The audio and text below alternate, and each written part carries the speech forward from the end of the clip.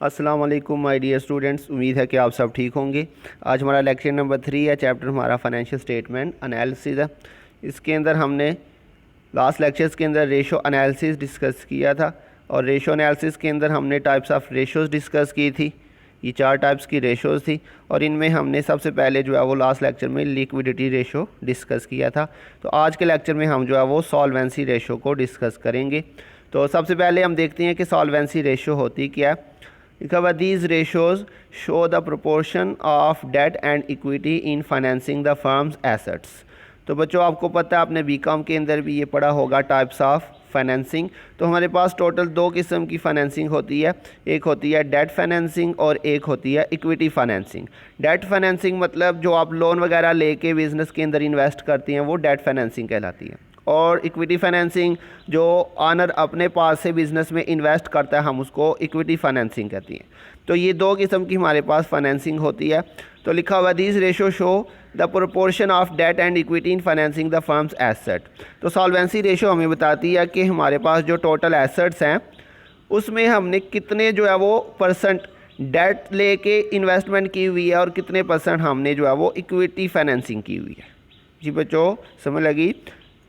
Solvency ratio हमें क्या बताती है कि हमारे पास बिज़नेस के अंदर जो टोटल एसेट्स हैं वो हमने कितना जो है वो लोन लेके हमने परचेज़ किए हुए हैं और कितने जो है वो हमने अपने पास से इन्वेस्टमेंट करके एसेट्स को परचेज़ किया हुआ है। ये सॉल्वेंसी रेशियो हमें बताता है। इसके अलावा सॉल्वेंसी रेशियो हम यूज़ करते हैं कि इट इज़ यूज टू जज the long term debt paying capacity of a business. Solvency ratio हमें ये भी बताती है कि हमारे बिज़नेस की जो कैपेसिटी या लॉन्ग टर्म डेट्स को पे करने की वो क्या हम अपनी लॉन्ग टर्म डेट्स जो है उसको पे करने की पोजीशन में हैं या नहीं है।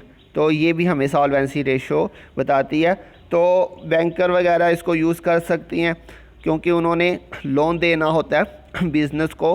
तो लोन देने से पहले वो बिज़नेस की सॉल्वेंसी रेशो को चेक करेंगे कि क्या ये अपनी जो लोन है उसको पे करने के काबिल हैं या नहीं है। ये ना हो हम आज इनको लोन दे दें और ये कल को इस पोजीशन में ना हो कि हमें अपना लोन जो है वो टाइम पे ना कर सकें या इसके ऊपर जो इंटरेस्ट है वो पे ना किया जा सके। तो इसलिए सॉल्वेंसी रेशो को यूज़ किया जाता है चेक करने के लिए कि लॉन्ग टर्म जो डेट है उनको पे करने की कंपनी की जो कैपेसिटी है वो कैसी है। तो इसके अंदर हम देखते हैं कौन कौन सी रेशोज़ हम डिस्कस करेंगे। इसमें डेट टू इक्विटी रेशो है, debt ratio, proprietary ratio, fixed assets ratio, fixed asset to net worth ratio, interest coverage ratio. तो ये डिफरेंट रेशोज़ है जो हम सॉल्वेंसी रेशो के अंदर डिस्कस करेंगे। ये सारी जो है ये सॉल्वेंसी रेशोज़ ही हैं। अब हम इनको 1 बाय 1 डिस्कस करते हैं। सबसे पहले डेट इक्विटी रेशो या इसी को डेट टू नेटवर्थ रेशो भी कहते हैं। तो डेट इक्विटी रेशो हम कैसे कैलकुलेट करेंगे? It is calculated by dividing total debts by equity. बिल्कुल सिंपल है। ये देखिए date equity ratio, date divided by equity, ये उसके नाम से ही आपको ये फार्मूला याद हो जाना चाहिए। देखिए जी, debt to equity ratio, debt over equity. लिखा हुआ it show the relationship between company's total debt with its owners equity.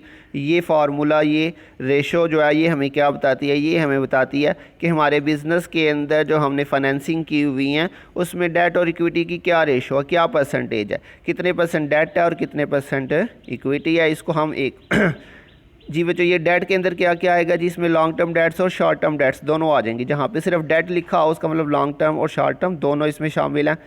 इसी तरह से इक्विटी में क्या आएगा? इसमें equity, share holder fund, net worth, ये सारे इसी के नाम है। इसको प्रेफर्ड स्टॉक, कॉमन स्टॉक और रिटेन अर्निंग तीनों को प्लस करेंगे तो ये आपके पास इक्विटी आ जाएगा। तो इसकी अभी एक एग्जांपल लेके उसको देखते हैं, इंटरप्रेट करते हैं कि हम इसको कैसे इंटरप्रेट करेंगे। तो ये देखिएगा आपके पास डेट इक्विटी रेशो 0.80 आ रही है। तो इसका क्या मतलब है? It shows we have 0.80 rupee debt and 1 rupee equity in total financing. हमने भी बात किया कि हमारे पास फाइनेंसिंग के 2 ही तरीके हैं, एक डेट और एक इक्विटी। तो ये 0.80 आ रहा है डेट टू इक्विटी रेशो। तो इसका क्या मतलब है? इसका मतलब ये है कि हमने जो टोटल फाइनेंसिंग की हुई है उसमें 0.80 जो है वो हमने लोन लेके इन्वेस्टमेंट की हुई है और 1 रुपया जो है वो हमने इक्विटी फाइनेंसिंग की हुई है। ये मतलब है इसका। इसी तरह से एक और लेते हैं, डेट टू इक्विटी रेशो 1 आ रही है। तो इसका क्या मतलब होगा? इसका मतलब होगा कि हमने 1 रुपी डेट और 1 रुपी इक्विटी, मतलब 50-50 हमने जो है वो इसमें इन्वेस्टमेंट की हुई है डेट और इक्विटी से। और इसी तरह से डेट टू इक्विटी रेशो 1.2 है। इसका क्या मतलब होगा, इसका मतलब होगा कि it show we have 1.2 rupee debt and 1 rupee equity in total financing. तो बच्चों इन तीनों कंडीशन में सबसे जो बेटर कंडीशन है वो ये वाली है, जिसमें हमने 0.80 जो है वो डेट है और 1 रुपी इक्विटी है। मतलब हमने लोन कम लिया हुआ है और इक्विटी जो है वो हमने ज़्यादा इन्वेस्ट की हुई है अपने पास से। तो ये हमारी जो है वो बेस्ट कंडीशन है, जबकि ये जो है ये हमारी बुरी कंडीशन है। तो इसमें आइडियल रेशो जो है वो हमारी डेट इक्विटी रेशो वो लेस दैन 1 होनी चाहिए, जैसे अभी हमने बात की 0.80। तो ये अगर हमारी डेट इक्विटी रेशो किसी कंपनी को हमने अगर देखना कि उसकी पोजीशन क्या लिक्विडिटी रेशो के लिहाज से, तो डेट इक्विटी रेशो से अगर हम देखें तो अगर उसकी रेशो 1 से जो है वो कम है तो ये इसकी आइडियल पोजीशन है, ये इसकी बेस्ट कंडीशन है।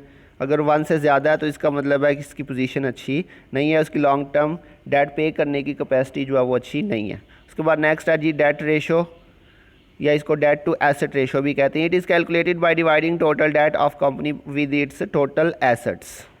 ये फार्मूला लिखा हुआ है total debts over total assets. ये हमें क्या बताता है, this show that how much of the total assets are finance by debt. ये हमें बताता है कि हमारे पास जो टोटल एसेट्स हमने परचेज़ किए हुए हैं उनमें से हमने कितने % जो है वो डेट लेके परचेज़ किए हुए हैं।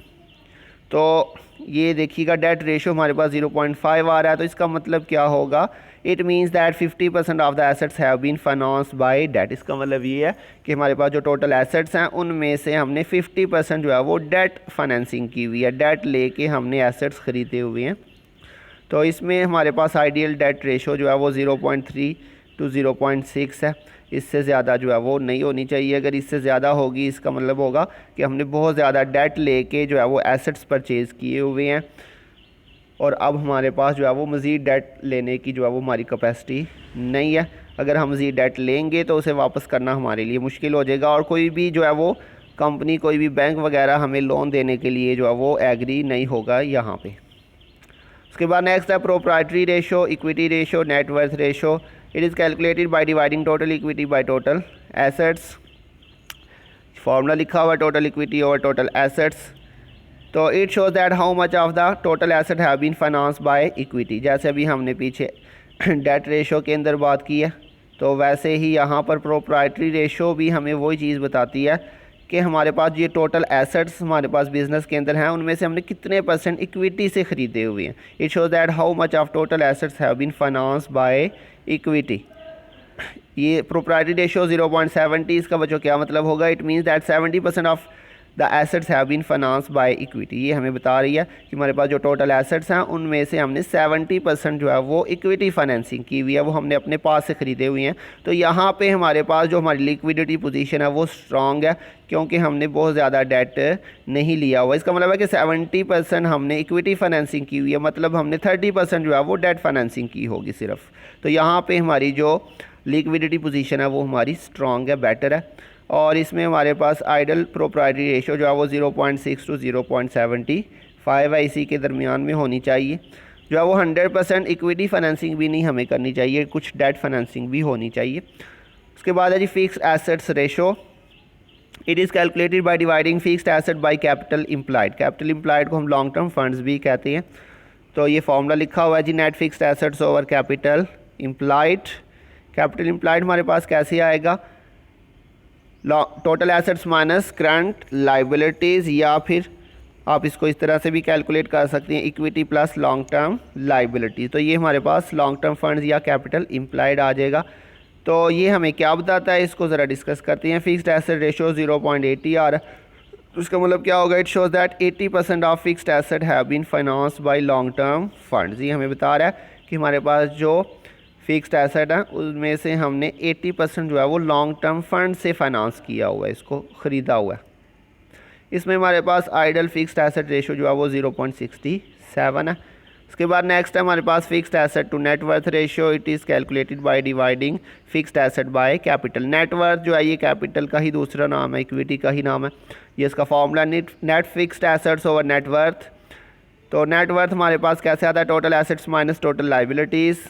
तो इस तरह से भी आप ये कैलकुलेट कर सकती हैं, या फिर इक्विटी वाला फॉर्मूला लगा के भी आप इसे कैलकुलेट कर सकते हैं। Fixed asset to net worth ratio 0.33। It means 33% of funds have been invested in fixed asset. इसका मतलब है कि हमारे पास टोटल जो नेट वर्थ है फंड्स हैं उसका हमने 33% जो है वो फिक्स्ड एसेट्स में इन्वेस्ट किया हुआ है। तो इसका मतलब है कि बाकी जो हमारे पास अमाउंट पड़ी हुई है 67% वो हमारे पास करंट एसेट्स में इन्वेस्टेड है और हमारी जो लिक्विडिटी पोजीशन है वो स्ट्रांग है क्योंकि हमारे पास करंट एसेट्स में ज़्यादा इन्वेस्टमेंट है। फिक्स्ड एसेट में जो अमाउंट इन्वेस्ट हो जाती है वो टाइड अप हो जाती है, हमारे पास पे करने के लिए कुछ नहीं बचता। लेकिन यहाँ पे ये जो पोजीशन है ये शो कर रही है कि हमारे पास 33% जो है वो फिक्स्ड एसेट में इन्वेस्टेड है, जबकि बाकी हमारे पास जो है वो ऑपरेटिंग एसेट्स के तौर पे बिज़नेस के अंदर यूज़ हो रहे हैं। लिखा हुआ जी lower ratio mean greater solvency. अगर आपकी रेशो कम है इसका मतलब है कि आपकी सॉल्वेंसी पोजीशन है ज़्यादा, आपके पास ज़्यादा जो कैश है एसेट्स हैं वो करंट एसेट की शक्ल में पड़े होंगे। और हार रेशो मीन लोअर सॉल्वेंसी। अगर आपकी ये रेशो ज़्यादा आ जाती है इसका मतलब है कि आपकी सॉल्वेंसी पोजीशन है कम है, आपकी जो अपनी डेट्स को पे करने की कैपेसिटी है वो आपकी कम है। आइडल इसमें रेशो जो है वो आपके पास लेस दैन 0.75 है, इससे ज़्यादा नहीं होने चाहिए आपके पास। उसके बाद इंटरेस्ट कवरेज रेशो या इसको डेट सर्विस रेशो भी कहते हैं। It is calculated by dividing fixed asset by capital या इक्विटी। इंटरेस्ट कवरेज रेशो लिखा हुआ है जी ऑपरेटिंग प्रॉफिट, सॉरी बच्चों यहाँ पे ये फार्मूला जो है ये लास्ट वाला ही कॉपी हो गया तो ये गलत लिखा हुआ है यहाँ पे, लेकिन फार्मूला ठीक है। Interest coverage ratio it is calculated bye operating profit by divided by fixed interest charges. तो ये ऊपर से आप ठीक कर लीजिएगा। तो इसको हम कैसे कैलकुलेट करते हैं, हमारे पास जो ऑपरेटिंग प्रॉफिट होता है उसको हम फिक्स्ड इंटरेस्ट चार्जेस से डिवाइड करते हैं। तो it shows that how many time we can pay our interest out of operating profit. ये हमें क्या बताता है, ये हमें बताता है कि हम अपने ऑपरेटिंग प्रॉफिट में से अगर हम अपना इंटरेस्ट पे करना चाहें तो कितनी दफ़ा पे कर सकते हैं। ये हमें टाइम्स में आंसर आएगा। If the ratio is high it means there is high safety for the long term lenders and as such it is not difficult for the business to obtain further long term funds and vice versa. बता रहा है कि अगर हमारा answer जो है वो हमारा ज़्यादा आ जाता है, हमारा आंसर टाइम्स में आएगा यहाँ पे। फॉर एग्ज़ाम्पल हमारा आंसर आ जाता है 7 टाइम्स, तो इसका मतलब क्या होगा, इसका मतलब होगा कि हम अपने प्रॉफिट में से 7 दफ़ा अपना इंटरेस्ट पे करने के काबिल हैं। तो ये यहाँ पे जो लिखा हुआ है if the ratio is high, मतलब अगर हमारा टर्नओवर ज़्यादा आ जाता है तो इसका मतलब होगा it means that there is high safety for the long term lenders. तो हाई टर्नओवर आएगा तो इसका मतलब है कि जो लॉन्ग टर्म लैंडर्स हैं उनके लिए ये पोजीशन अच्छी है क्योंकि वो कर्ज़ा दे सकती हैं, क्योंकि कंपनी की जो पोजीशन है वो इस टाइम स्ट्रॉन्ग है, वो अपना इंटरेस्ट वगैरह आसानी से पे कर सकती हैं। And as such it is not difficult for the business to obtain further long term funds. और इसी तरह से कंपनी मज़ीद लोन भी ले सकती है। और अगर हमारा ये आंसर जो है वो कम आता है, रेशो हमारी कम आती है, तो इसका मतलब है कि कंपनी जो है वो अपना इंटरेस्ट वगैरह पे करने की पोजीशन में नहीं है। तो इस सूरत में लॉन्ग टर्म जो लैंडर्स हैं उनके लिए भी पोजीशन अच्छी नहीं होगी। तो इसमें हमारे पास आइडल जो रेशो है वो 6 और 7 टाइम्स में, इसका आंसर हमेशा टाइम्स में लिखेंगे। तो ये हमारे पास आज का जो रेशोज़ थी वो हमने डिस्कस की हैं। यहाँ पे मैं उसको समराइज़ कर रहा हूँ, आपने आज जो है ये रेशोज़ अच्छी तरह से याद कर लेनी है और इनके मीनिंग क्या होते हैं वो भी आपको पता होने चाहिए। सबसे पहले हमने debt to equity ratio discuss किया, फिर डेट रेशो, प्रोप्राइटरी रेशो और फिक्स्ड एसेट रेशोज़, और इसी तरह से हमने fixed asset to net worth ratio और इंटरेस्ट कवरेज रेशो। तो बच्चों ये 6 रेशोज़ हमने आज डिस्कस की हैं। तो आज आपने ये 6 की 6 रेशोज़ अच्छी तरह से याद कर लेनी है और इनको आपने लिख लेना है। तो इंशाल्लाह बहुत जल्द मिलेंगे नेक्स्ट लेक्चर के साथ। तब तक के लिए अपना ध्यान रखिएगा। अल्लाह हाफिज़।